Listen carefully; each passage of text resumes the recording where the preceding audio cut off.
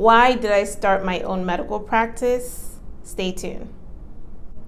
Hi everyone, my name is Dr. Degha Fongod. I'm an internal medicine physician practicing aesthetic medicine in the Northern Virginia area. Today I want to share with you why I decided to become a doctor and how I decided to start my own practice. As a child, I was always sick. I have asthma, and so growing up, I was always in the hospital, in the ER, and I just got very comfortable being in that particular environment. And so as I was growing up, I wanted to do the same thing for people. I wanted to be able to help patients who are going through some kind of medical ailment. So I worked really hard. I went to undergrad, I did medical school, and I finally decided to do internal medicine because I liked to see patients from beginning to end and potentially see them in the office. Now, I worked really hard, and I remember getting my first job, and a few things happened during this particular job that made me think maybe I don't want to be employed by somebody. Maybe I want to work for myself. So I'll tell you what happened, or a few key things that happened to me.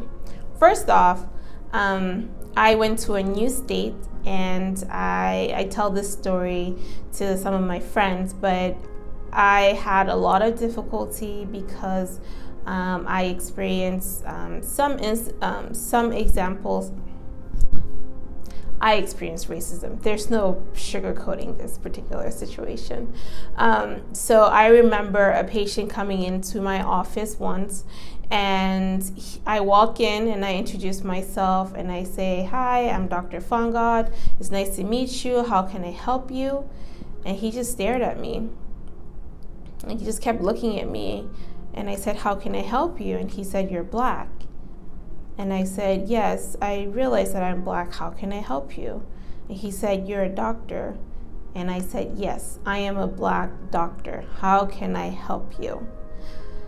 And then he said something that I will never forget, and it's etched in my mind to this day. He said, "I will not be touched by a black doctor. I want a white doctor." And I said, "Okay, well, I'm the only doctor in the office, so you can see me or you can leave." And he did. And that was the first time that I had experienced blatant racism, and I had other times as well. And so I put that as a check mark in my head, and I was like, well, if I have my own practice, well, people will know that I'm black before they come in, and so that eliminates that problem, right? Only people who have no problems with a black doctor will come to see me. And so that was one check mark. I had another incident where a colleague of mine told another patient, "Well, we have a black doctor and she's a female. So if you don't mind being seen by a black female, then I can refer her to you."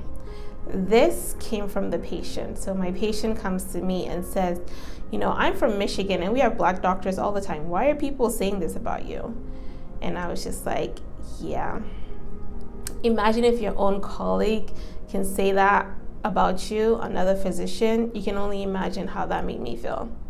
And then the last thing, actually, there are many things, but one of the big things that happened was, I worked in a system where, it was an insurance model. Obviously, most people work with insurances, and I got to see how difficult that situation was. If you're watching, you're probably, you probably have insurance, and most people feel like their insurance isn't great because it has a lot of limitations. Well, trust me, the doctors also have problems with the same insurance. It has a lot of limitations for us. It puts a huge burden on us. And so I knew that the insurance model wasn't going to work for me either. So I decided, you know what? And obviously one of the best things that happened to me was the fact that this hospital system went bankrupt. Yes, they hired doctors. I tell you, this is terrible. They hired doctors, lots of doctors, made it seem like they were doing really well with the hopes that they would get purchased by a hospital system, and then the deal fell through. And guess what? They had to let go of 2,000+ people, doctors, nurses, I mean, everybody. It was a terrible situation. And I mean, I can go into talking about just how messy the business of medicine can be, but you know, that's just me. But yeah, best thing that happened was the fact that this hospital system went bankrupt, so I didn't have to stay in this location anymore. So I decided to come back to a location that I was familiar with, and I started my own practice. And my practice is primarily focused on women, because I feel like I'm a woman. I just understand women better than I understand men, and it's really important to, you know, to focus on issues that affect women. So I talk about skincare on this channel. I talk about women's health, and those things are really important to me because I'm a woman. I have skin issues like everybody else. I am a mom, so I understand all the things that come with that and all the changes that happen to us.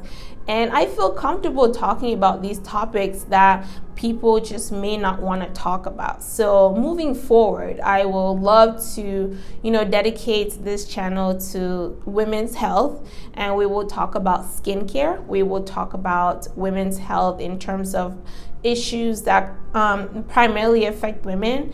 And yeah, I would love to know what topics you want me to talk about, and we could talk about them. Okay, so I wanted to share my story and just tell you a little bit about what happened to me and why I decided to start my own practice. Again, I'm located in Northern Virginia, and I primarily focus on women's health and skincare as well. If you like this, please remember to like, comment, and subscribe. And I look forward to doing more videos on all the topics, skincare and women's health related. Bye.